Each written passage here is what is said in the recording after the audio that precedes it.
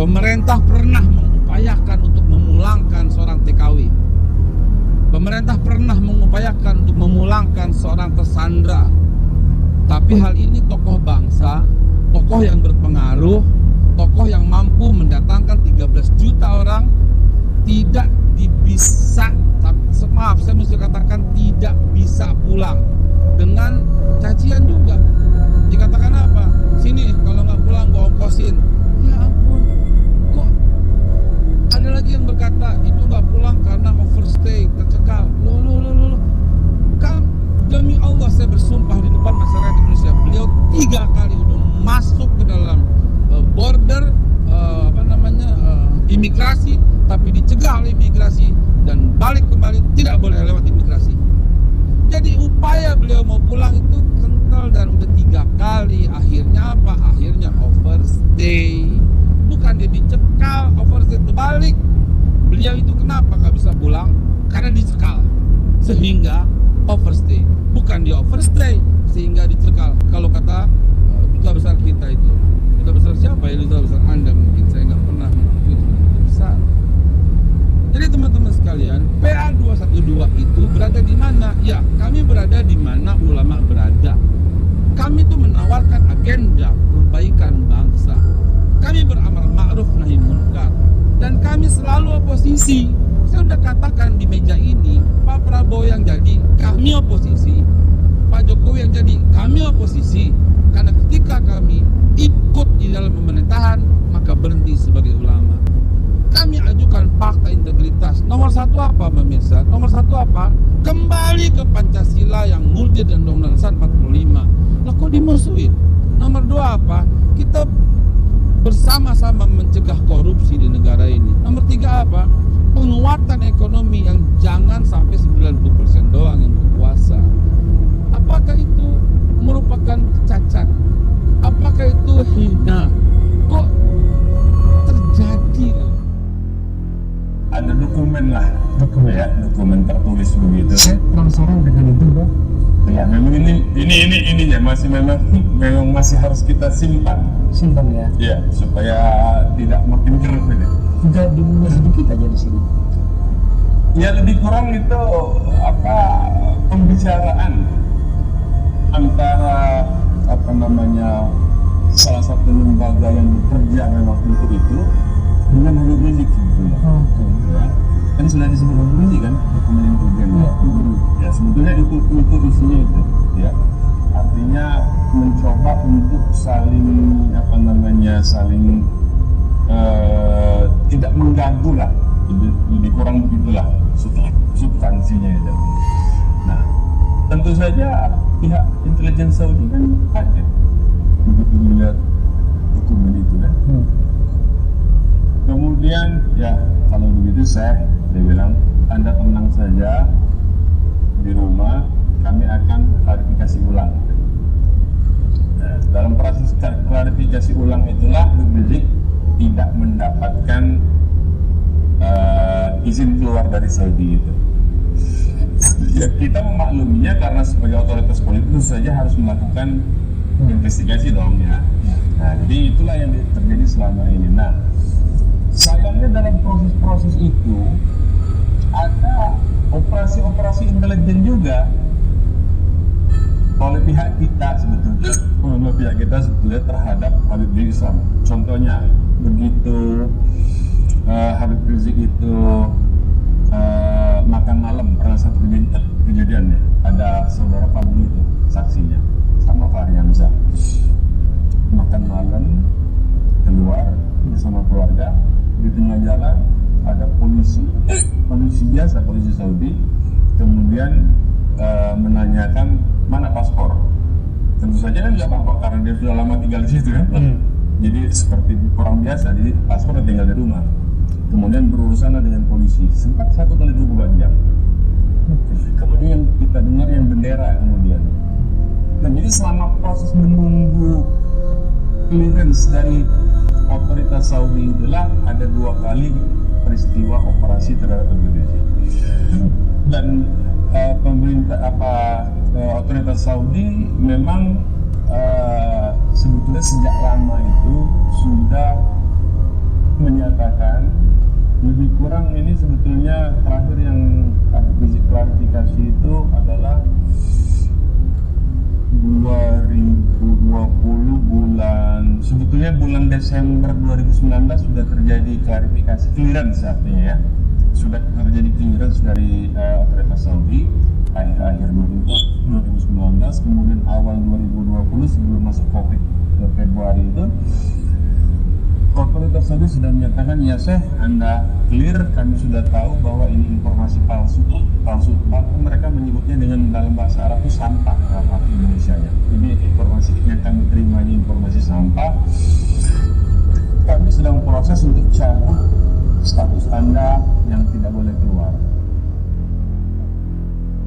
Karena Indonesia ini adalah negara penduduk muslimnya terbanyak di dunia dan bisa menjadi pusat kebangkitan umat Islam di dunia, maka itu Indonesia tidak boleh dibiarkan sebagai negeri dengan penduduk mayoritas terbanyak di dunia, saudara.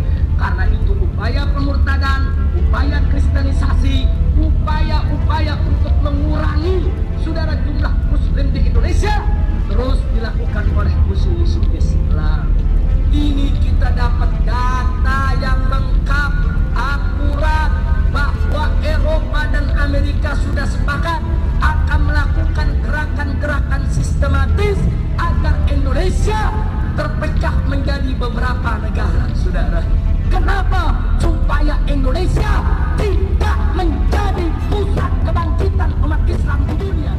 Nggak sampai di situ, saudara. Bagaimana untuk menghancurkan kekuatan muslim di Indonesia? Kalaupun mereka tidak bisa dimurtadkan, kalaupun mereka tidak bisa dikristenkan, kalaupun mereka tidak bisa dikeluarkan dari Islam, minimal jauhkan mereka dari ajaran Islam, saudara. Supaya mereka tidak sholat, mereka tidak puasa, mereka tidak zakat, supaya mereka suka menenggak minuman keras, suka berjudi, suka melakukan kemungkaran, agar Islam hanya label saja, hanya catatan agama saja di KTP, tapi saudara ruhnya sudah bukan Islam lagi. Kenapa? Supaya Indonesia tidak menjadi pusat kebangkitan umat Islam di dunia. Umat Islam gak bakal bangkit di tengah-tengah umat yang rusak, saudara. Islam akan bangkit di tengah-tengah umat yang mulai punya al-wahid ad-dini, punya kesadaran agama yang tinggi, saudara. Nah, maka itu, kalau tadi pertama mereka berupaya untuk supaya kita tidak jadi mayoritas, ayo kita lawan.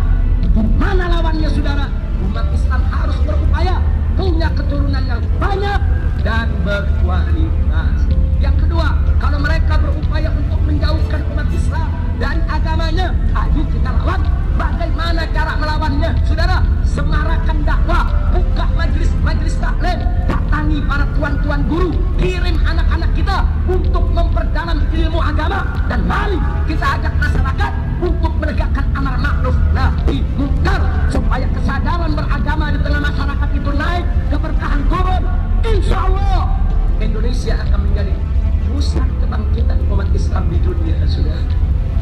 Insya Allah. Dan yang terakhir, saudara, karena Indonesia adalah negara muslim terbesar di dunia, termasuk teritorialnya, dari Sabang sampai Merauke ada 3 waktu, saudara. Ada Indonesia bagian barat, bagian tengah, bagian timur. Saking luasnya kita punya negeri, saudara. Itu dari Banda Aceh, kalau kita naik pesawat sampai ke ujung Irian sana, minimal 5 sampai 6 jam baru sampai, saudara. Saking luasnya ini republik, saudara. Musuh-musuh Islam gak suka. Mereka akan berupaya untuk menghancurkan Indonesia menjadi negara-negara kecil, saudara. Karena itu beberapa tahun yang lalu, saudara, almarhum Bapak Z.A. Maulani, mantan kepala Bakin, dulu namanya Bakin, sekarang namanya BIN, saudara. Di zaman Bapak Habibie, beliau mengumpulkan para habaib, para ulama sebelum beliau meninggal dunia. Apa beliau katakan? Para habaib, para kiai, saya titipkan Indonesia ini. Saya kepala Bakin, saya kumpulkan berbagai macam informasi. Ini kita dapat data yang lengkap, akurat, bahwa Eropa dan Amerika sudah sepakat akan melakukan gerakan-gerakan sistematis agar Indonesia terpecah menjadi beberapa negara, saudara. Negara Sumatera sendiri, negara Jawa sendiri, negara Kalimantan sendiri,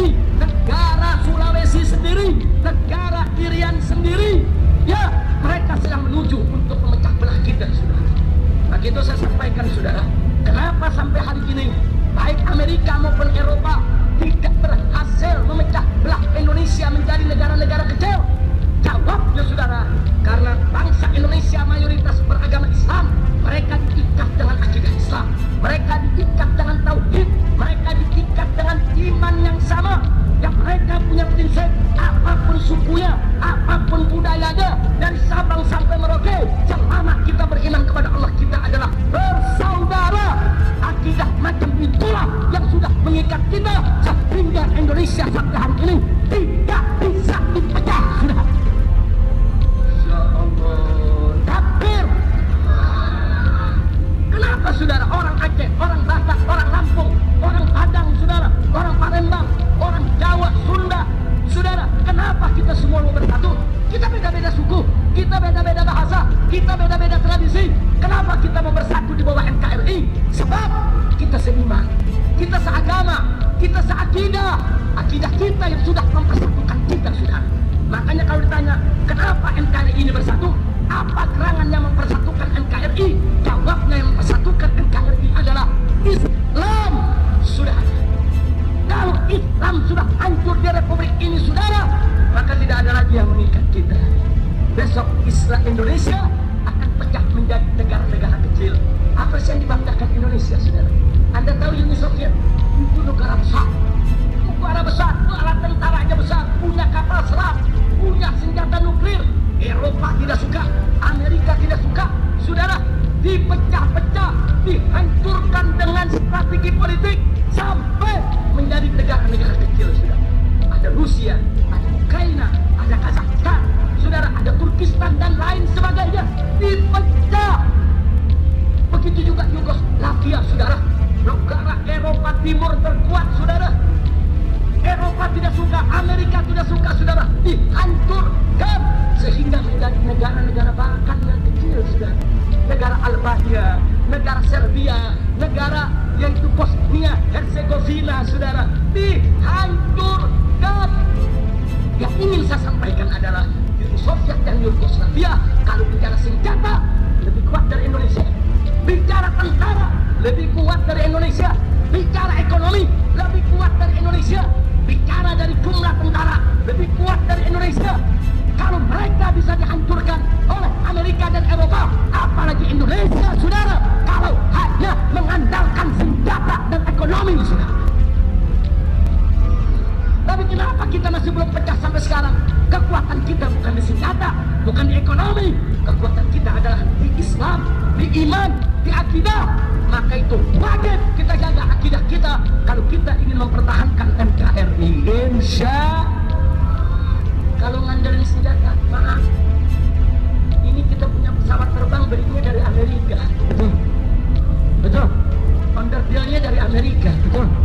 Instrukturnya dari Amerika, betul. Mekaniknya dari Amerika, betul. Jadi kalau pesawat terbang kita mau perang lawan Amerika, apa kata Panglima Perang Amerika?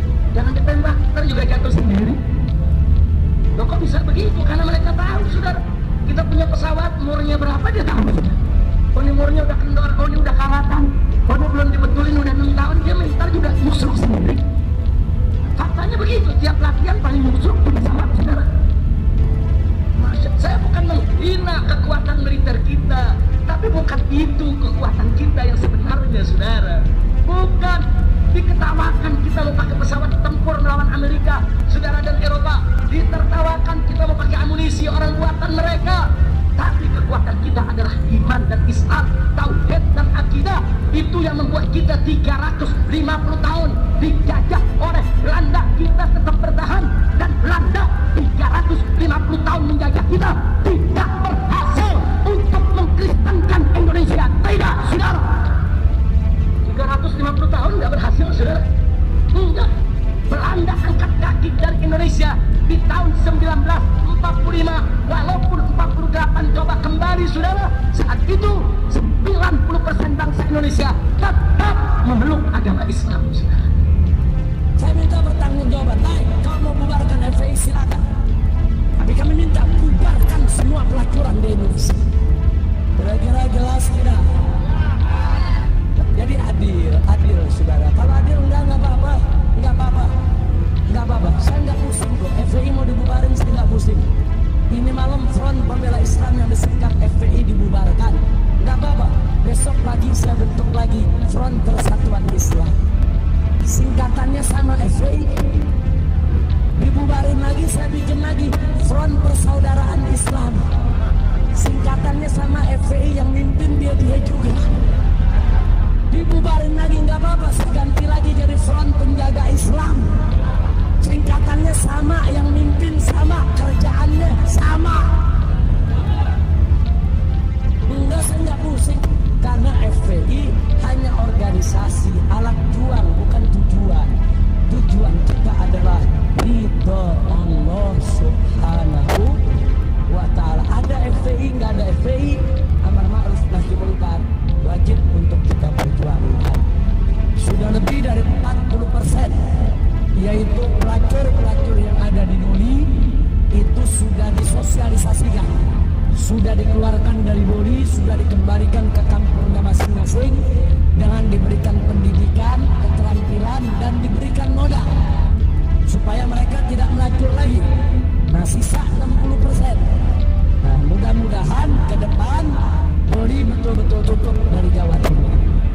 Amin ya rabbal alamin. Saya katakan kepada Kiai Haji Hasan Mutawakil, kalau NU di Indonesia sudah bangkit untuk melawan kemungkaran, saya yakin insya Allah nggak lama lagi kemungkaran punah dari Republik ini. Saudara, biarkan NU yang menjadi lokomotif, kami siap untuk menjadi gerbongnya, untuk mendukung NU, karena NU adalah orang tua kami.